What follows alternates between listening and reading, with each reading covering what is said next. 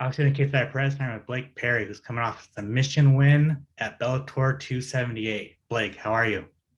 I'm doing great, man. Thanks for having me. Of course, man. Of course. Man, it's been a crazy 5 days. It's been 5 days since your fight. How are you feeling? I feel great, man. It's been nice being back. Back to the normal things, back to work and all that. Big change of pace from the weekend, but no, it's been awesome, man. Everybody's been great. I see that you got a cut in your fight. Were there any other injuries that you suffered? No, I was pretty fortunate. I think I got 4 or 5 stitches. I mean, obviously, right there. It's healing up pretty quick, so I can't complain. And other than that, still still ugly, so not much has changed. That's not his fault though. That's been a thing for a long time. No, bro, you're a very good looking gentleman. Hey, I appreciate it. I don't know what you're talking about. Awesome. Well, how'd you feel about your performance, man? Yeah, man, I felt good overall. Didn't start off great, it was definitely it was a he's a tough dude, man, so yeah, it was a little bit of a rough start, but to be completely honest, that's how a lot of my fights go. I think there's more fights than not I've won and I look terrible after. So, it's more about how you finish than how you start, So wasn't the prettiest thing, but my fights usually are not. So it's all good, man. What was the game plan going into that fight? Yeah, it was kind of, similar to how it played out, man. It was just weather the storm. He's a super fast starter, really aggressive fighter. And just stay resilient, even if it didn't start great. If I was getting beat up a little bit in the beginning, that's fine. That's part of it. Just stick to the game plan. Don't throw it out the window as soon as you get hit in the face, but just kind of stick to it, man. And, even if the first round isn't ours, luckily there's two more, so it kind of played out kind of just that way. Yeah, no, for sure. What'd your corner tell you going into that second round? They told me to open up a little bit more. I was a little first round was kind of almost too like hesitant on the feet as I was focused so much on keeping distance that I wasn't getting to my offense very much. And then, before I knew it, he had taken me down and I spent the whole round on my back. So I had to come out and start faster at the second round. Which I mean, I still got taken down the second round, but hey, man. So, just kind of amp it up a little bit more, start using my conditioning more as opposed to being so respectful of his striking. I had to get to my own offense too. In the first round, I didn't do a great job of that. And I changed it up the second round and was starting to open up and be myself a little bit more in there. You were a plus 700 underdog. Did you tell your friends and family to bet on you? Hell yeah, I did, bro. Yeah, I got I had a couple, actually quite a few buddies that put a little something down on me. And weirdly enough, I haven't gotten any checks in the mail from any of my friends. I don't know what the hell's with that. I don't know if it got lost in the mail or what's up, but I'm still waiting on that. But yeah, I heard the betting odds were heavily not in my favor. So I told them if there's a fight to bet on me, it's this one, because why not?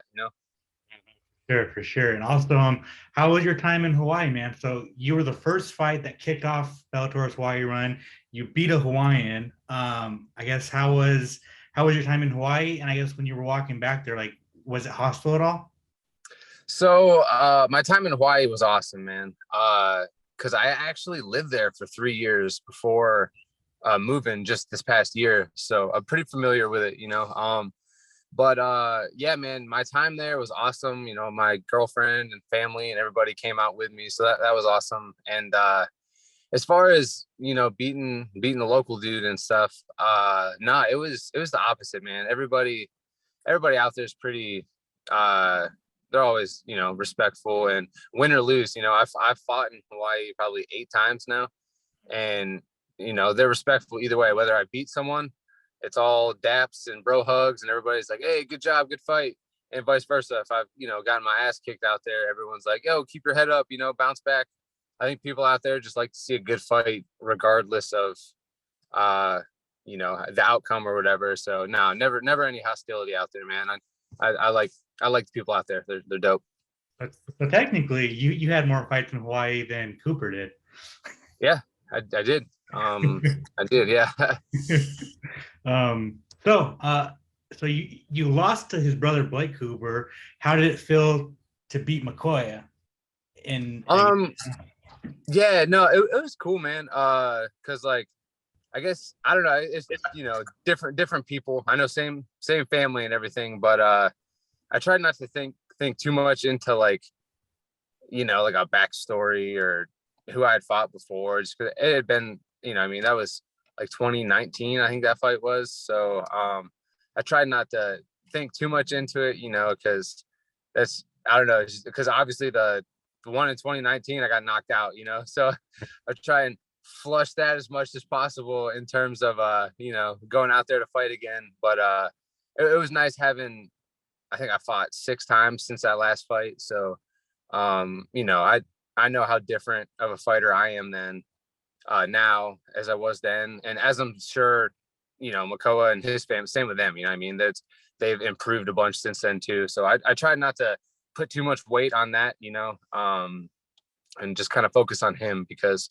similar styles, because they're related and everything. But at the end of the day, they're different people. All the brothers fight different, so yeah. so you're 1-1 with the Coopers. I mean, is Ray Cooper your next Cooper in line in a couple years? Yeah, we'll see, man. I got a little more ways to go before I get all that smoke. We'll see. But shit, man, I would, if I get to the point that I'm fighting him, I'm doing all right, man, because he's a fucking legend, dude. He's like a world champ. So yeah, if I get to that point, I'll be doing all right. So not only was it your first Bellator win, it was your first professional win. First, how did that feel? And then also, what was the decision to go pro after your amateur career? Like, was it just time? Yeah. So, yeah. I mean, first off, it was an awesome opportunity, like Bellator for a debut. You can't beat that, man. That don't happen a lot. So, I heard that offer, and there's no way I could refuse that. I wouldn't have cared who it was against, man. It was just, it made it that much better that I knew the family and everything, and I know how tough, everyone in the family is. So I couldn't have asked for a better debut against a super badass opponent in Hawaii, that I've lived out there for a while. And as far as the decision itself to, make the leap from amateur to pro, that was kind of really more on my coaches than because whatever they would have wanted, I would have listened to. If my coach was like, "Hey, man, let's take a few more before we make the jump," I would have been completely okay with, or vice versa. If he was like, "Hey, I think you're ready," I'd have been like, "Yeah, so do I." So, and that's kind of the way it went, man. He asked what I thought, and I told him I feel ready. I've been on the amateur circuit for 4 or 5 years now, so I felt I was ready. And he said he thought I was too, man. And then we got the call for Bellator, and it was a no-brainer, dude. So yeah. For anybody that does not know your story, how did you get into mixed martial arts? So I grew up wrestling. I'm born and raised in Ohio. That's a question I get a lot, is like where I'm from, because I kind of bounced around. I born and raised in Ohio, but I got my fighting start all in Hawaii, and now I live California. So people are like, "Bro, where do you just like homeless? Do you just travel around? What do you do?" But no, I grew up born and raised in Ohio, and I wrestled pretty much my whole life. I think I started in like junior high, wrestled all the way up through college, and then after that, it was a pretty easy transition into MMA, man. I always kind of knew I wanted to give it a shot, and it was one of those things where after college, I was like, oh, I just kind of want something to stay in shape, So when I was in Hawaii, I was like, oh, there'll just be something that I enjoy doing, And then sure enough, after a little while, I got that competitive itch again, and fast forward 5 years later, and it's kind of a crazy ride, man. It's nuts how things work out, but yeah. So how did you get from Ohio to Hawaii and then Hawaii to California? So yeah, like I said, grew up my whole life in Ohio, in a small town called Jefferson, about an hour from Cleveland. And from there, I actually joined the military and was stationed in Hawaii for 3 years. And then from there, uh, ended up the military moved me to California. So I kept working out there, and that's where I am currently. But yeah, man, pretty much the whole path of where I lived was dictated by what base I was staying at. So just all kind of by chance, man. But I couldn't have asked for a better ride, like Hawaii and California and all the awesome things I've gotten to do with MMA just because of where I lived. It's been super, super awesome. So you're currently still in the military? Correct. I'm in the Air Force in Travis Air Force Base in California, in Fairfield, California. Gotcha. When do you get out of the Air Force? Or are you gonna stay, I guess? So that's dude, that's been like the topic, dude, because I got like less than a year left, and I've been weighing the pros and cons super hard with my girlfriend. Like, do I want to stay in? Do I want to get out? This, that. And I got probably, I think, like 10 months left, something like that, 10, 11 months. And, the dream, I'd love to just fight full time, man, because I'm starting my professional career already.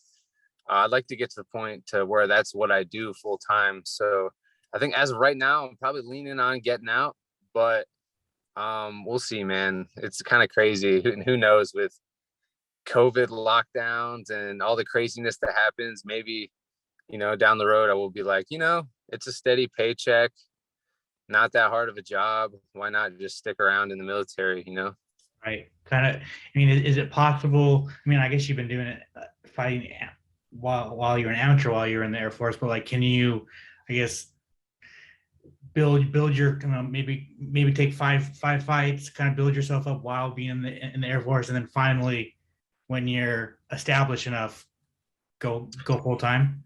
Yeah, that's a very solid route, which very well could be the exact way that I go. Just kind of playing it by ear, but that's not a bad route at all. It's a safer route, that way I'm not you know broke asking for change. Yeah. Awesome, man. Did Bellator talk to you after the win? Just a quick little interview I got online. Backstage, I think it was like MMA Junkie and Bellator just did a quick little interview with me. But other than that, I'm waiting to hear, man. Bellator, hit me up, man. I'm trying to fight for them. I want to fight for them again, man. It was an awesome experience, and obviously a badass promotion, and I want to fight for them again. I would love to, and I don't see a reason why not. If I say so myself. So, yeah, I'd love to come back if they'll have me. I mean, absolutely. And then, their home base is in San Jose. You're in California. I mean, it kind of makes sense, right? Right there, right down the road, bro. Awesome. Finally, I mean, you kind of already touched on it, but like, what do you want your 2022 to look like? That's a really good question, man. So yeah, man, I would love to hop back in there, maybe one or two more times by the end of the year. But yeah, as of right now, just get my forehead in one piece and just get back on the mats, make some corrections where I need to. Yeah, man. So that next fight and go out and dominate as opposed to having to make a comeback. I'd like to not have to deal with that at all and just go out and run through people. So the only way to do that is to attack my weaknesses and get back after it, man. So I'm hoping that 2022 is good things coming, and I'd like to be back in that Bellator cage if they'd have me. Awesome. Blake, thank you so much for your time, man. I really appreciate it. If you want to plug your social media, you want to plug any sponsors you got, you want to thank anybody, the floor is yours. Thank you, man. Yeah, so my Instagram is Blake MMA 170, all one word. And yeah, dude, as far as sponsors, I've got a bunch of great ones, but a few that have been with me for quite a while off the top of my head is Telltale Tattoos in Youngstown, Ohio. The best tattoos around. Awesome people too. The guy that runs it, Joe Perry, he's a great dude. And then another podcast is called Mom's Basement MMA. That has helped me a lot along the way too. So yeah, just off the top of my head, those are a couple that I can think of that's been awesome.